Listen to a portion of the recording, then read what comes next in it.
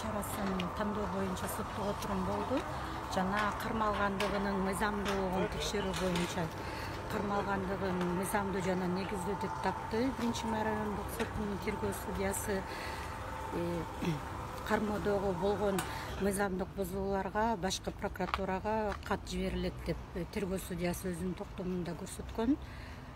Экинчи өтүнүч бөгөт коюу чарасын камак түрүн 24 октябрь 2023 жылга чейин тандоо жөнүндө болгон тергөөчүнүкү. Ал боюнча дагы канааттандырылды. Камак түрүндөгү бөгөт коюу чарасы тандалды. Кайсы ишкен? Адахан Кимсанбаевич Мадумаров. Жок, ага кайсы Баткендеги окуя боюнчабы, кайсы?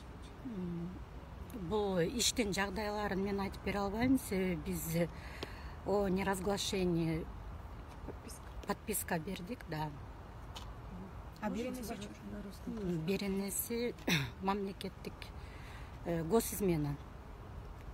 Вот он сказал, что по Баткену. Это связано с Баткеном? Иштин жагдайы боюнча азырынча биз комментарий бере албайбыз. Подписка бердик бүгүн. А вы будете обжаловать?